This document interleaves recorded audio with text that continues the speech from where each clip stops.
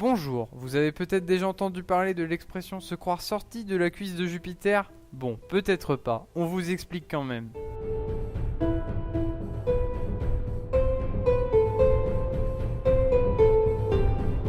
Mais à quoi fais-tu référence et puis qu'est-ce qui est sorti de la cuisse de Jupiter? Eh bien, figure-toi que cela fait référence à la naissance de Bacchus, plus connu sous son nom grec Dionysos. Contextualisons la situation. Nous avons tout d'abord Jupiter, de son nom grec Zeus, le dieu des dieux, connu pour avoir eu beaucoup de liaisons extra-conjugales, malgré le fait que Héra, la déesse du mariage, soit sa femme. Elle ne s'était jamais inquiétée de ces liaisons, jusqu'au jour où Jupiter a rencontré une princesse de Thèbes nommée Sémélé, et en est tombé follement amoureux. Il alla jusqu'à lui promettre sur le Styx de céder à toutes ses demandes. Après avoir enfanté Sémélé, Héra, prise de jalousie, est allée à la rencontre de la princesse en apparence humaine pour la convaincre de demander à Jupiter de se montrer sous son apparence divine, ce qui constituerait une véritable preuve d'amour. Sémélé, perturbé par la rencontre avec Héra, demanda à Jupiter de se montrer sous sa forme divine. Jupiter connaissait les conséquences pour les humains qui voyaient les dieux sous cette forme, car oui, cela entraîne une mort certaine. Ne pouvant pas refuser la demande de Sémélé parce qu'il l'avait promis sur le Styx et qu'aucune promesse sur le Styx ne peut être rompue, il s'exécuta. Mais du coup, qu'est-il arrivé à Sémélé et son enfant? Est-ce qu'ils sont morts? Lorsqu'il se montra sous sa vraie forme, le palais s'embrasa et Sémélé avec. Jupiter réussit à sortir le bébé in extremis et le plaça dans sa cuisse. Malheureusement pour Sémélé, elle ne s'en est pas sortie vivante. Le plan de Héra avait parfaitement fonctionné.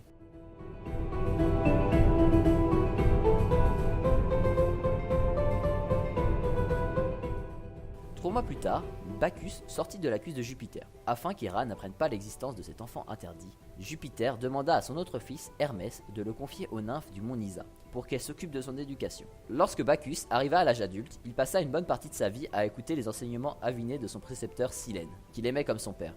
Il a ensuite prodigué ses enseignements à travers le monde. Il a parcouru l'Asie, l'Inde et est retourné en Grèce pour y tenir ses bacchanales.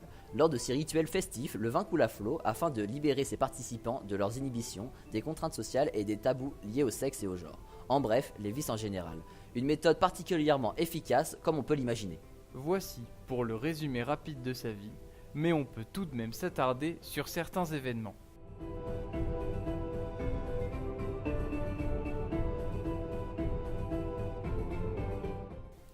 Il a par exemple inventé le vin en pressant par hasard une grappe de raisin. Il trouva le liquide qui en découlait à son goût et décida d'en cultiver. On peut aussi dire que l'apparence qu'on a souvent de Bacchus de nos jours est en fait celle de son précepteur Silène énoncé précédemment. En effet, Bacchus est en réalité un bel homme, généralement représenté avec des fruits sur la tête et qui aime se travestir. On sait que Bacchus a donné son nom aux bacchanales, mais il l'a aussi donné aux bacchantes, qui sont des femmes qui rendaient un culte à Bacchus, généralement représentées nues ou à moitié nues, et qui participaient justement à ces rituels festifs.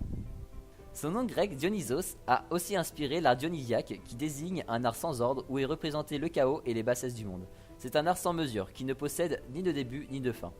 Cet art fait opposition à l'art apollinien qui représente l'ordre, l'équilibre et la rationalité. Il est intimement lié à l'élan civilisateur humain. En guise de conclusion, j'espère vous avoir aidé à comprendre les origines de cette expression et vous avoir appris des informations sur la vie de Bacchus. C'était un plaisir de vous avoir partagé les connaissances que nous avons acquises lors de nos recherches pour cette vidéo. J'espère que celle-ci vous aura plu. Je vous dis au revoir.